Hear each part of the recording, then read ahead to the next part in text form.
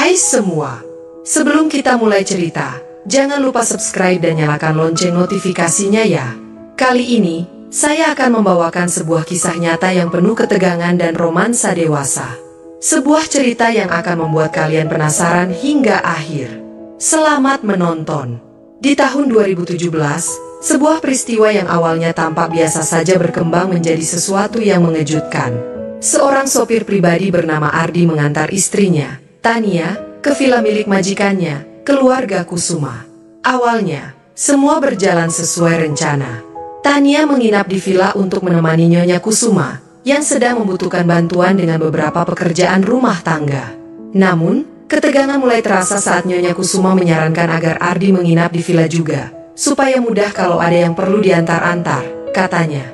Ardi, seorang pria sederhana dengan masa lalu yang penuh perjuangan, adalah tipe orang yang selalu berusaha melakukan pekerjaannya sebaik mungkin. Meski ia kadang merasa canggung berada di tengah keluarga Kusuma yang terpandang, ia tak pernah menolak tugas. Tania, di sisi lain, adalah wanita yang hangat dan perhatian. Namun belakangan Ardi merasa ada sesuatu yang berbeda dalam sikapnya. Dia terlihat lebih sering menyendiri, pandangannya sering kosong, dan ketika ditanya, ia hanya menjawab singkat bahwa dia merasa lelah. Malam itu, villa yang biasanya hening mulai terasa aneh bagi Ardi. Suara gemerisik di lantai atas membuatnya terbangun. Ia mengira itu angin, tapi entah kenapa, ia merasa harus memeriksa. Ketika ia mencapai tangga, langkahnya terhenti oleh suara Tania yang berbicara dengan seseorang. Meski tidak jelas apa yang mereka bicarakan, nada suara Tania yang lembut tapi tegang membuat Ardi penasaran. Dengan hati-hati, ia mendekati pintu kamar dan mendengar Tania berkata, "Kita harus berhati-hati. Kalau dia tahu, semuanya akan hancur." Ardi merasa ada sesuatu yang tidak beres, namun ia tidak ingin bertindak gegabah. Malam itu ia kembali ke kamarnya dengan kepala penuh pikiran. Keinginan untuk langsung bertanya pada Tania terhalang oleh rasa takut akan kebenaran yang mungkin ia dengar. Selama ini, Ardi merasa hubungan mereka baik-baik saja, tapi malam itu ia mulai meragukan segalanya. Tania terlihat semakin menjauh darinya, dan itu membuatnya merasa kehilangan arah. Namun, keesokan paginya, Tania bersikap seolah tidak ada yang terjadi. Ia menyapa Ardi dengan senyum hangat, dan meski Ardi membalas dengan anggukan, hatinya tetap gelisah. Ia memutuskan untuk mengawasi lebih dekat dan mencari tahu apa yang sebenarnya terjadi di villa itu.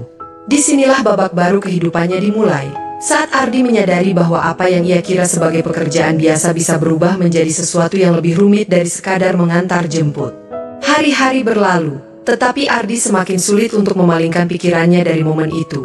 Kata-kata Tania yang samar-samar terdengar, getaran tegang yang muncul di udara villa. Tania tetap bersikap seperti biasa, tetapi tatapan matanya seringkali menyiratkan sesuatu yang tidak terucap. Ardi tahu dia harus berhati-hati. Jika ia mengungkapkan kecurigaannya terlalu cepat, ia bisa merusak hubungan mereka atau bahkan kehilangan pekerjaannya. Pagi itu, Ardi mendapat tugas untuk mengantar Nyonya Kusuma ke pasar. Sebelum berangkat, Tania menghampirinya, menawarkan secangkir kopi. Senyumannya manis, tapi entah kenapa Ardi merasakan jarak di baliknya. Di perjalanan menuju pasar, Nyonya Kusuma tiba-tiba bertanya, "Ardi, istrimu betah di villa ini, kan? Aku lihat dia cukup rajin membantu." Pertanyaan itu membuat Ardi sedikit gelisah.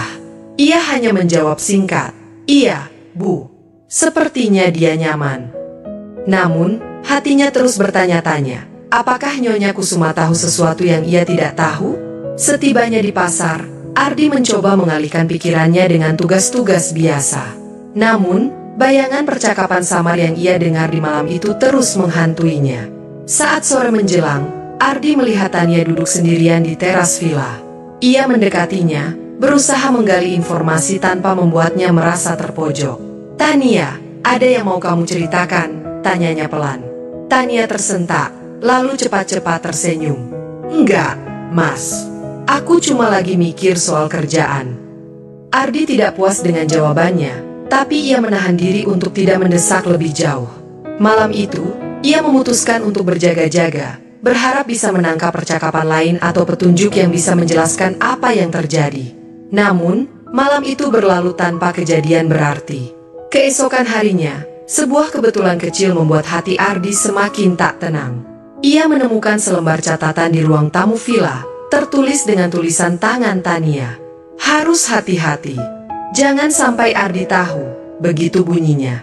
Meski tanpa konteks, kalimat itu cukup membuat jantung Ardi berdebar.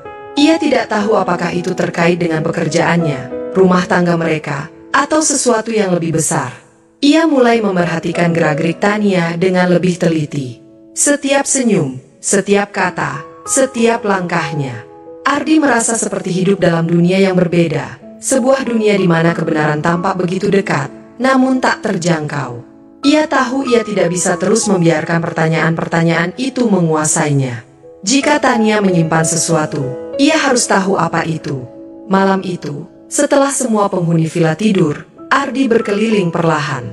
Ia memeriksa ruang tamu, dapur, bahkan garasi. Segalanya tampak biasa saja, tapi ia yakin ada sesuatu yang tersembunyi di balik ketenangan ini. Akhirnya, ia kembali ke kamarnya, berjanji pada dirinya sendiri bahwa ia akan mencari cara untuk menemukan jawaban. Ardi tidak ingin menjadi sekadar saksi dalam hidupnya sendiri. Ia ingin tahu apa yang sebenarnya terjadi di villa ini, dan mengapa perasaan ini terus menghantui hatinya. Semakin hari, kegelisahan Ardi bertambah.